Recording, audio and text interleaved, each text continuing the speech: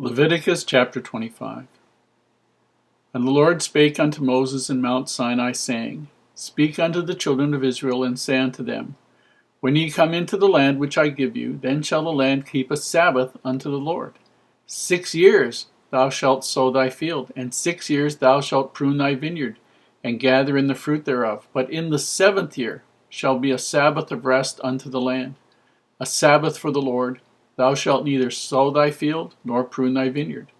That which groweth of its own accord of thy harvest thou shalt not reap, neither gather the grapes of thy vine undressed, for it is a year of rest unto the land. And the Sabbath of the land shall be meat for you, for thee, and for thy servant, and for thy maid, and for thy hired servant, and for thy stranger that sojourneth with thee, and for thy cattle, and for the beasts that are in thy land, shall all the increase thereof be meat.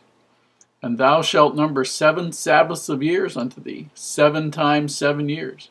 And the space of the 7 Sabbaths of years shall be unto thee 49 years. Then thou shalt cause the trumpet of the Jubilee to sound on the 10th day of the 7th month, in the day of atonement shall ye make the trumpet sound throughout all your land. And ye shall hallow the 50th year, and proclaim liberty throughout all the land unto all the inhabitants thereof. It shall be a jubilee unto you, and ye shall return every man unto his possession, and ye shall return every man unto his family. A jubilee shall that 50th year be unto you. Ye shall not sow, ye shall neither reap that which groweth of itself in it, nor gather the grapes in it of thy vine undressed. For it is the jubilee, it shall be holy unto you. Ye shall eat the increase thereof out of the field. In the year of the Jubilee ye shall return every man unto his possession. And if thou sell aught unto thy neighbor, or buyest aught of thy neighbor's hand, ye shall not oppress one another. According to the number of years after the Jubilee thou shalt buy of thy neighbor, and according unto the number of years of the fruits he shall sell unto thee. According to the multitude of years thou shalt increase the price thereof, and according to the fewness of years thou shalt diminish the price of it. For according to the number of years of the fruits doth he sell unto thee. Ye shall not therefore oppress one another, but thou shalt fear thy God, for I am the Lord your God. Wherefore ye shall do my statutes, and keep my judgments, and do them, and ye shall dwell in the land in safety. And the land shall yield her fruit, and ye shall eat your fill, and dwell therein in safety. And if ye shall say, What shall we eat the 7th year? Behold, we shall not sow, neither gather in our increase. Then I will command my blessings upon you in the 6th year, and it shall bring forth fruit for 3 years. And ye shall sow the 8th year, and eat of the old fruit until the 9th year. Until her fruits come in, shall ye eat of the old store.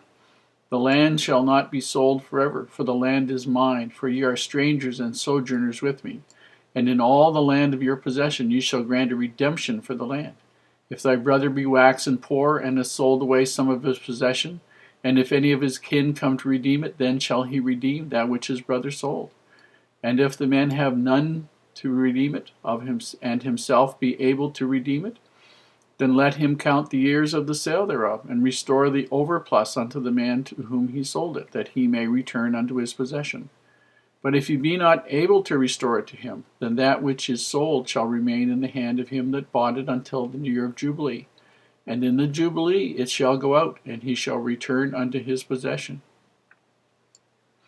And if a man sell a dwelling house in a walled city, then he may redeem it within a whole year after it is sold. Within a full year may he redeem it.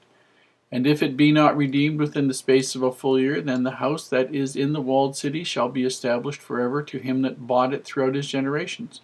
It shall not go out in the Jubilee.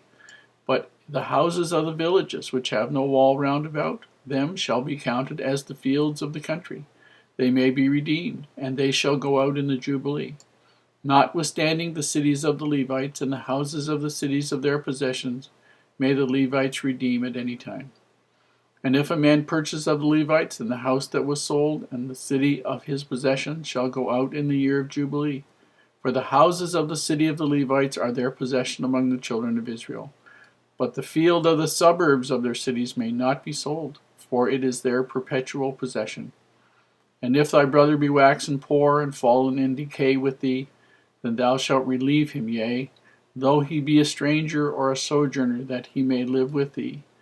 Take thou no usury of him or increase, but fear thy God, that thy brother may live with thee. Thou shalt not give him thy money upon usury, nor lend him thy victuals for increase. I am the Lord your God, which brought you forth out of the land of Egypt, to give you the land of Canaan, and to be your God. And if thy brother that dwelleth by thee be waxen poor, and be sold unto thee, thou shalt not compel him to serve as a bondservant, but as a hired servant, and as a sojourner. He shall be with thee, and shall serve thee unto the year of Jubilee. And then shall he depart from thee, both he and his children with him, and shall return unto his own family, and unto the possession of his fathers shall he return. For they are my servants, which I brought forth out of the land of Egypt. They shall not be sold as bondmen. Thou shalt not rule over him with rigor, but shalt fear thy God. Both thy bondmen and thy bondmaids which thou shalt have shall be of the heathen that are round about you. Of them shall ye buy bondmen and bondmaids. Moreover, of the children of the strangers that do sojourn among ye, of them shall ye buy, and of their families that are with you, which they begat in your land, and they shall be your possession. And ye shall take them as an inheritance for your children after you, to inherit them for a possession.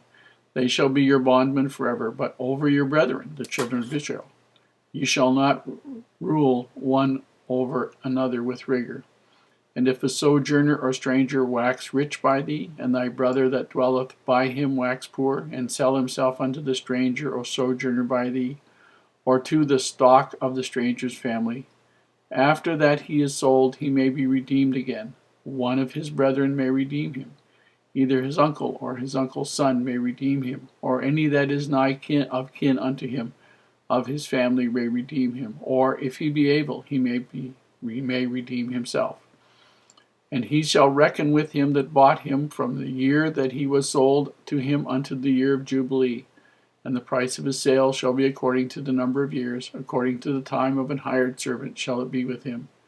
If there be many years behind, according unto them, he shall give again the price of his redemption out of the money that he was bought for. And if there remain but few years unto the year of Jubilee, then he shall count with him, and according unto his years shall he give him again the price of his redemption. And as a yearly hired servant shall he be with him, and the other shall not rule with rigor over him in thy sight. And if he be not redeemed in these years, then he shall go out in the year of Jubilee, both he and his children with him. For unto me the children of Israel are servants. They are my servants whom I brought forth out of the land of Egypt. I am the Lord your God. This is another one of those chapters that has incredible material in it. A lot of times, people think of the law of Moses as being something primitive, something for ignorant people who were unfit in many ways and needed to have something to beat on them every day. And I know some of it seems that way, but this is one of those chapters that I think even the very best people in the most modern world who think of themselves as sophisticated and wonderful and Christian and all the rest of it would have one horrendous time trying to live by and do it spiritually and honorably. This is so important. We're going to do this as a separate commentary because it's going to take time. There's a lot here.